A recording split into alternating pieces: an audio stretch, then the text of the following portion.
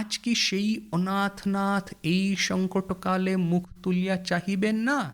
आज क्या वही अनाथनाथ, ईश्वर कौन है? अनाथनाथ है।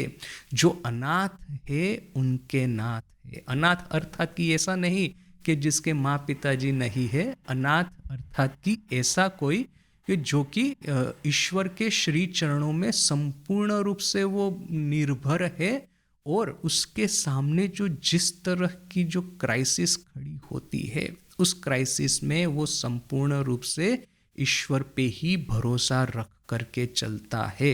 अनाथ किसको कहेंगे? कि वही ठाकुर की कहानी, कि वो फेमस कहानी कि एक आदमी जा रहा है रास्ते से और देखा कि वहाँ पे धोबी लोगों ने वहाँ पे वो रास्ते पे वो जो कपड़े सुखाए थे धो करके उसके ऊपर में पैर पड़ गया। तो अभी धोबियों को तो गुस्सा आएगा ही आएगा, क्रोध होगा ही होगा कि ये तो मेहनत करके कपड़े धोए हैं, सुखाने को रखे, उसके ऊपर में इस आदमी ने पता नहीं आँख है कि नहीं अंधा है, ऐसा करके पैर रख दिया उसने, तो धोबी लोग तो उसको मारने को जाएंगे ही। अभी यह जो आदमी था वो था भगवान का भक्त। तो जैसे ही अब क्या है, धोबी लोग उसको मारने को आते हैं, तो क्या भगवान पे भरोसा रखेगा यदि, और फिर भगवान सोचेंगे कि अरे मेरे भक्त की मैं रक्षा नहीं करूँगा तो फिर उसकी रक्षा कौन करेगा? तो वही कि भगवान वो अपने वो वहाँ पे बैठे थे वैकुंठ में न कि कैलाश में, तो वो जाकर खड़े होकर के भक्त की रक्षा करने को जाते हैं। देवी पूछती है भगवान आप कहाँ जा रहे हैं? तो बोले कि मैं भक्त की रक्षा करने जा रहा हूँ। फिर एकाएक वापस आकर के खड़े हो गए अपने सिंहासन पे, फिर से बैठ गए। देवी पूछती है क्यों इतना जल्दी वापस आ गए? बोला कि उसने अपनी रक्षा करने के लिए अपने से ही पत्थर उठा लिया था।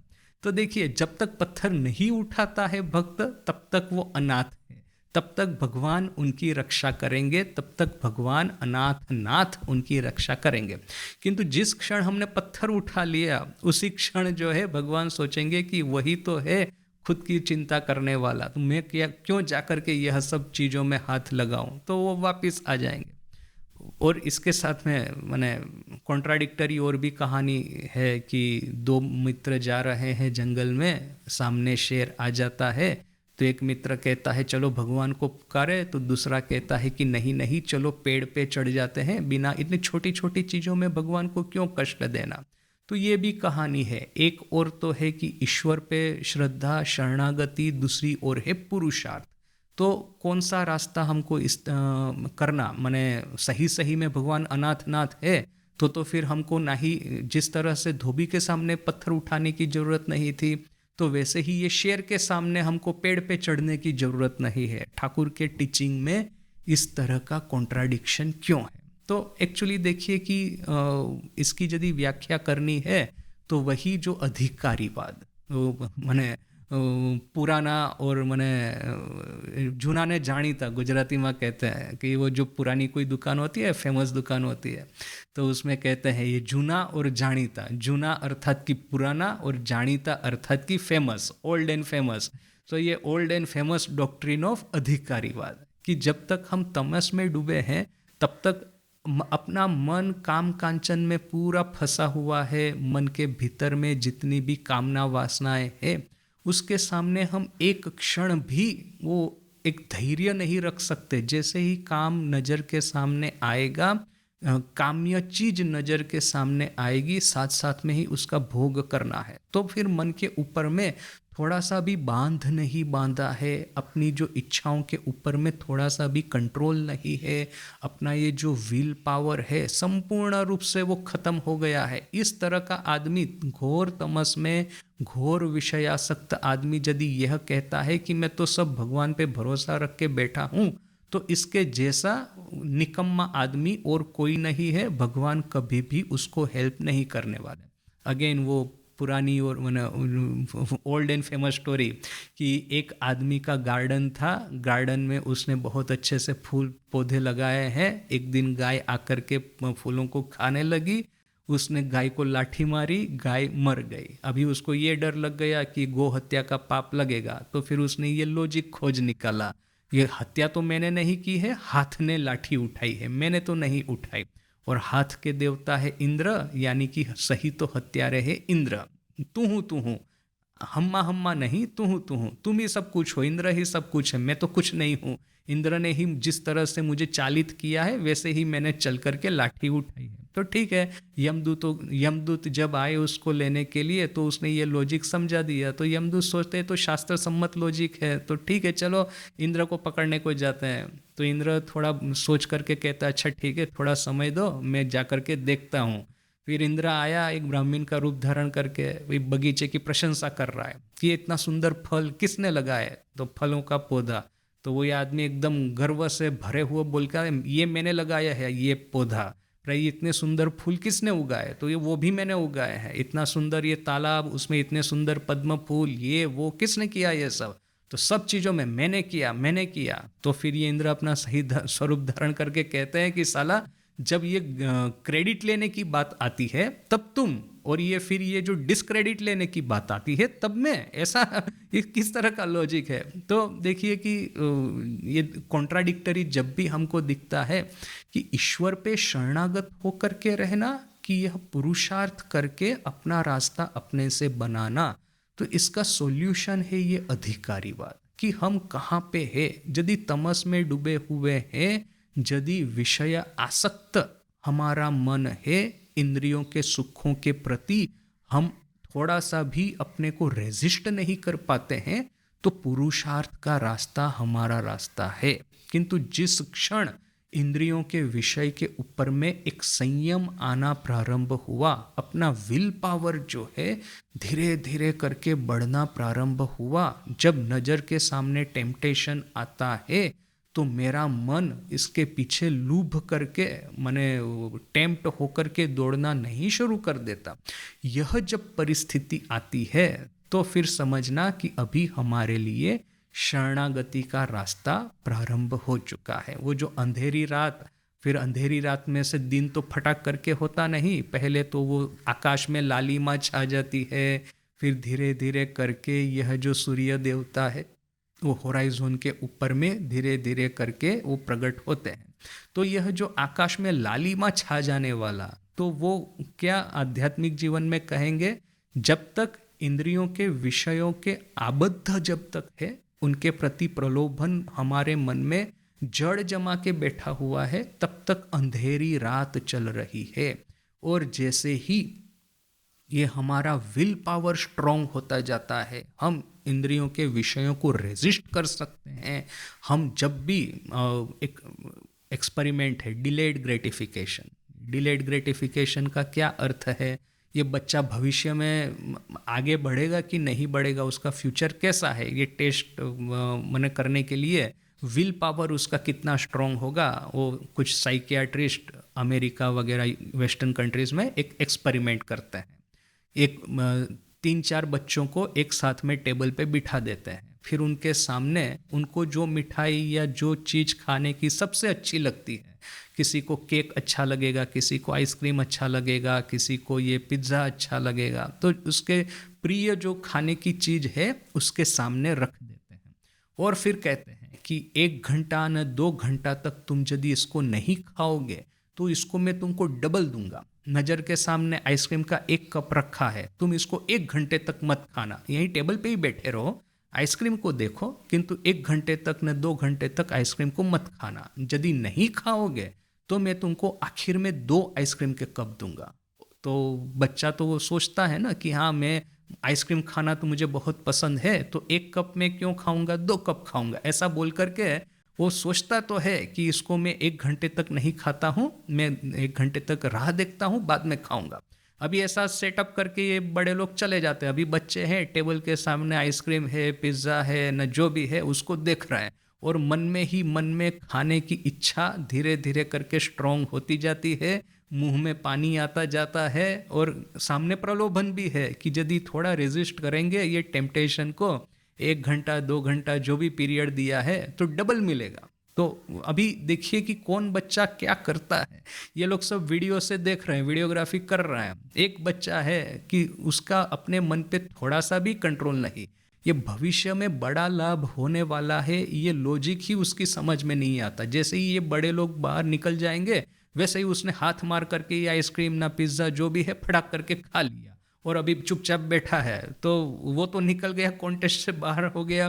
फिर एक बच्चा है, प्रलोभन तो है और साथ में ये लॉजिक थोड़ा बहुत माइंड में भी गया है, 1 घंटा राह देख लेते हैं, डबल हो जाएगा, किंतु बेचारे का विल पावर ही इतना स्ट्रांग नहीं है। लॉजिक ने प्रवेश तो किया है मन में, किंतु ये विल पावर साथ नहीं दे रहा है। तो 5 मिनट, 10 मिनट, 15 मिनट, ये लोग जो वीडियोग्राफी करते हैं ना, आप ये यूट्यूब पे देखेंगे इस तरह के वीडियो बने, वो लड़के के मुंह पे ये जो सब प्रलोभन के जो भाव है ना, इस तरह से एक के बाद एक आते हैं, वो सामने देखता है, फिर इधर उधर देखता है, रेजिस्ट करता है टेम्पटेशन को, किंतु बेचारा रेजिस्ट कर नहीं पाता है और आखिर में उसको खा लेता है, तो वो भी आउट हो गया। फिर जो कुछ रहते हैं बच्चे कि वो सही में प्रलोभन तो है, किंतु उससे भी बड़ा एक दूसरा प्रलोभन है, ग्रेटर प्रलोभन, ग्रेटर टेम्पटेशन, कि ये 1 घंटा नहीं खाएंगे तो आखिर में हमको 2 आइसक्रीम के कप मिलेंगे। तो ये ग्रेटर प्रलोभन की वजह से ये जो अपना विल पावर जो है वो इतना स्ट्रॉन्ग कर लेते हैं कि नहीं खाएंगे तो नहीं ही खाएंगे। आखिर में जब 1 घंटे का टाइम खत्म हो जाता है, फिर वो एक्सपेरिमेंट करने वाले दरवाजा खोल के भीतर आते हैं, फिर बच्चे को कॉन्ग्रेचुलेट करके उसको 2 आइसक्रीम देते हैं, तो वो बड़ा खुश हो जाता है। सो सी कि हम लोगों के साथ में भी इस तरह से कि प्रलोभन जब आ जाता है तब हम पशुवत हो जाते हैं, कोई कोई लोग हैं। फिर वो लॉजिक फोजिक, ये हायर थिंकिंग सब वो खिड़की के बाहर में वो फेंक करके वो प्रलोभन के पीछे उसका भोग करने के लिए वे लोग लग जाते हैं। प्रलोभन करने के बाद में शायद उनको पछतावा होगा कि अरे मैंने यह सब प्रॉमिस वगैरह किया था, उसका क्या हुआ, किंतु गया, अभी तो क्या है, वो खा लिया, अभी कुछ नहीं कर सकते हैं। तो वो तो एक कैटेगरी है। फिर एक कैटेगरी है, बेचारे प्रलोभन को रेजिस्ट करने का प्रयास तो करते हैं, किंतु बेचारों को विल पावर साथ नहीं देता है। कितना ही प्रॉमिस किया है, कितना ही रेजोल्यूशन लिया, न्यू ईयर रेजोल्यूशन, अमेरिका में ये चलता है कि जब न्यू ईयर चालू होता है तो हम लोग रेजोल्यूशन लेंगे कि इस साल में शुगर नहीं खाऊंगा। फिर एक दिन ये रेजोल्यूशन टिकता है 1 जनवरी तक, और 2 जनवरी को शुगर खाना चालू कर देते हैं। माने ये कॉन्फेक्शनरी जो भी आइटम है, तो ये इसको कहते हैं न्यू ईयर रेजोल्यूशंस। एक दिन टिकते हैं, दूसरे दिन खिड़की के बाहर। तो ये बेचारे रेजोल्यूशन तो बहुत लेते हैं, किंतु उनका विल पावर जो है वो साथ नहीं देता। और फिर तीसरी कैटेगरी है कि हाँ, टेम्पटेशन से प्रलोभित हो तो जाते हैं, किंतु एक बार जो रेजोल्यूशन लिया है कि एक उच्च लक्ष्य की प्राप्ति करनी है, ग्रेटर प्रलोभन, माने ऐसा नहीं कि मैं जो ये प्रलोभन है उसको उसी से मैं मुक्त हो जा रहा हूँ, प्रलोभन से कोई मुक्त नहीं हो सकता। हमको एक ग्रेटर प्रलोभन अब हमको देना है। ये इंद्रियों के विषय में क्यों दौड़ूं मैं? यदि मैं ईश्वर प्राप्ति होगी, ईश्वर साक्षात्कार होगा, तो उससे जो सुख मिलेगा, उससे जो आनंद मिलेगा, उस आनंद में कहीं पे भी कमती नहीं है। आज मैं 4 कप आइसक्रीम खा लूंगा तो मैं पेट बिगाड़ करके बैठूंगा, किंतु मैं 40 दिन 4 दिन यदि मैं समाधि के आनंद में रहूंगा, मुझे कोई प्रॉब्लम नहीं होने वाला। आनंद उत्तरोत्तर बढ़ता जाएगा। इस आनंद में कहीं पे ज्वार भाटा नहीं है। ठाकुर की लैंग्वेज में ये समुंदर की ये जो लहरें हैं, कभी उसमें ज्वार आता है, कभी भाटा आता है, एब एंड टाइड, ये जो समुंदर की लहरों में होता है। तो किंतु यह जो ब्रह्म आनंद है, ब्रह्मानंद है, उसमें ज्वार भाटा नहीं है, एब एंड टाइड्स नहीं है। आज आपने खाया आइसक्रीम तो हो गया टाइड, माने बहुत आनंद आ गया। फिर खाने के बाद में पेट में दर्द होने लगा तो हो गया आनंद में भाटा आ गया, यानी कि एब आ गया। तो ये दैहिक भोग जितने भी है, जब तक भोग करेंगे आनंद आएगा, फिर आनंद के बाद में रोग ही आने वाला है। किंतु ब्रह्मानंद एक ऐसा है जिसमें ज्वार भाटा नहीं है, एब्स एंड टाइड्स नहीं है, एक कंटिन्यूअस सतत धारा में यह आनंद बहने वाला है। तो एक बार हमारा रेजोल्यूशन एक स्ट्रॉन्ग हो जाए, इसके बाद में हम ईश्वर पे पूरा संपूर्ण निर्भर होकर के बैठेंगे, तो फिर ईश्वर हमारे अनाथ नाथ, हम जैसे अनाथ होके नाथ होंगे।